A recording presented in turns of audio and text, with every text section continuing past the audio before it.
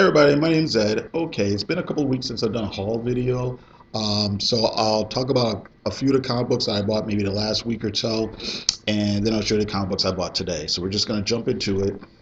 Silencer number 6. This is more or less, I'd say, the end of the first arc. I thought it was a decent comic book. Not great, but decent. Kind of wished that John Romita Jr. had done the art for the whole thing. But the replacement artist, what's their name? Victor Bogdanovic. Yeah. It's okay. I mean, it's nice. It's not bad. But like I said, just for the sake of consistency, I really wish that JR had done the whole first arc. But okay. Wildstorm number 14. Pretty good, actually. Think this issue was a step up from what we've been getting. We've got this character here. I'm trying to remember if I talked about it or not before. I don't think I actually talked about it. This character here is a twist on the Caitlin Fairchild character. This is Alex Fairchild, and I don't want to give away what the connection is, but it's a pretty good issue. That's kind of a conversation. Well, part of it's a conversation with her and this John Lynch type character, type variation on John Lynch, and it really works. The other stuff is, the espionage stuff with Zealot. There's a pretty decent fight scene. Some of these scenes I think would be better if the art wasn't so stiff, but I still think it's for the most part a good comic. And like I said, I was most of the emotional weight of this issue was this conversation here with this version of Fairchild. So, Black Hammer number 3, Black Hammer Age of Doom number 3. Again, this is a really fun comic. Even if you're not a super deep fan of comics, I think you'll get a lot of the references. Some of them are like really obscure, some of them not so much. Some of them I think somebody who has a passing familiarity with comics would get. So while you might not get specifically that this issue is kind of the homage to Sandman and some of the Vertigo characters, you'd still be able to enjoy it. Just being able to figure out that they're obviously mystery supernatural archetypes. And oh, that's giving away some plot stuff there. But yeah, one of the better comics out there right now. Another comic written by Jeff Lemire, Gideon Falls number 4. Totally one of the best comics out there right now. I think it's shockingly, I don't want to say it's underrated, but I'm surprised more people aren't talking about how good this comic book is. Basically, it's the story of several of these characters. There's this preacher who's in this small town, and there's been some odd murder happening. There's another guy who's got some sort of compulsive disorder, and him and his psychiatrist, and there's this whole thing with this black barn that may be real, maybe it's not real, and just the way the characters interact, the whole mood of the comic book and everything, it's just great, Infidels number 4. Still enjoying this. Again, another horror mystery comic book.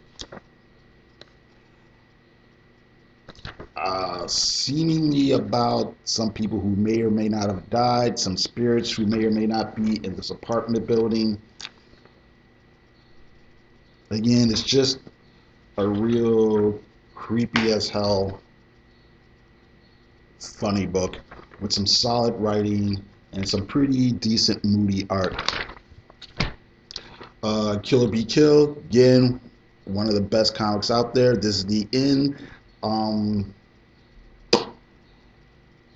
Yeah, I don't want to say anything that would give it away. I think it kind of ended on the way I thought it probably should have ended.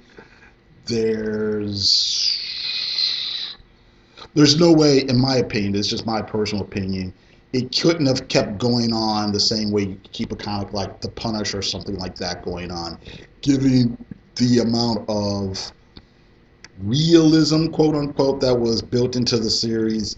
It kind of had to end the way that it ended, to me, you know what I mean? So, but yeah, top-notch stuff there. Terrifics. It's a fun comic. I'm probably going to get the next issue, and then I'm probably going to jump off. It's not bad, but just to make room to try for other comics. Obviously, this is DC doing a goofy riff on the Fantastic Four, and it works. It's fun. It's lighthearted. You got this nice, crisp art, kind of a throwback to kind of Silver Agey type stories. There is some emotional weight to the characters and some of their issues and problems, and I think we got to see a little bit more of that in this issue than we had in previous issues. But again, fun, lighthearted, imaginative, and there's not a lot of moody, or not what do I want to say, not a lot of I don't want to say fake angst, but there's sometimes you get these things in a lot of modern comics that are supposed to be deep and heavy, but they're really shallow. Here you've got, like I said, the characters dealing with some of the more heavier aspects, or dealing with their problems. Let's just say that, and it works. It works in a way that a lot of these other comics don't work. You know, they're trying so hard to be deep and grim and serious and you know. So okay, Terrifics. Sentry #1. Just bought it because I've been digging Jeff Lemire's work so much, I should say, on Gideon Falls and on Black Hammer. Here's Sentry. This is it's kind of Marvel's take on Superman, but not really. It's the idea of what if you had a Superman type character and he's emotionally damaged. I mean, he's not right in the head, and this kind of deals with him and his emotional issues, and he seems like he's kind of got things together. But then the end of the issue is kind of, well, things get kind of out of hand. So the art is like okay.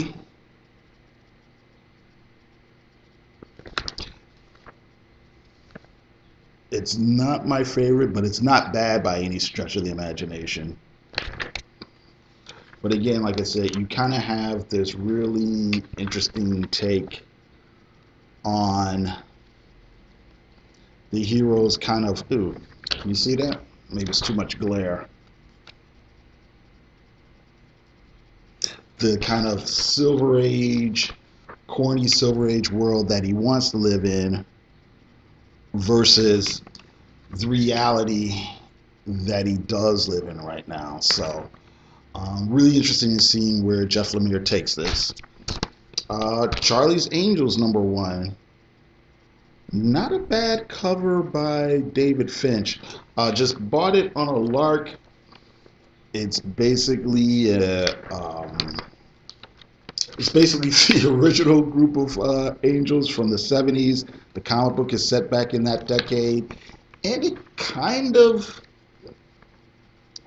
captures the feel of the old TV series.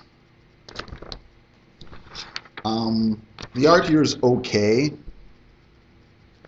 It's a little bit, in some places, a little too rushed for me, a little bit too loose. I kind of wish they had tightened up the pencils in some places. It seems like, you know, stuff like this, it looks like it's like, oh no, we better hurry up and get it done, you know. But it was okay. It was okay for what it was. So give it a few more issues. And Astro City 52. This is the end of the series. The next step, I believe, is Kurt Busiek and Brent Anderson is going to turn into a series of graphic novels. So we'll see how that goes. This is the end of the story about the guy who has a support group for people who have suffered tragedies while during superhero battles and things. And this guy's whole shtick is he had a wife, but his wife was erased during a continuity reset. In their universe, they had some sort of crises or secret wars where the universe got retconned, and his wife was retconned out of existence, but he still has memories of her. So, and it's kind of a sweet little touching story about how he has to deal with, of course, that issue, and then how other people are dealing with him. Like, some people think he's kind of faking it, So, like I said, just a nice bittersweet type of comic. Okay, so here's the things I got today. This has been out for a while, but whatever. Bought it on a lark. John Blaze Ghost Rider with art by Phil Noto. Catwoman #1. Justice League #4. Or no, wait. #3, sorry. Jim Lee cover. Avengers #4. And Paper Girls #22. Alright, and also they gave me DC Nation. So, yeah. So this may be fun too. Maybe we can do another video if I get time again. I'm not sure if I will have time. Maybe we can kind of flip through some of this stuff that's coming up. Alright, okay, that's it. Alright, so that's it. Thank you very much for watching. You guys have a great day.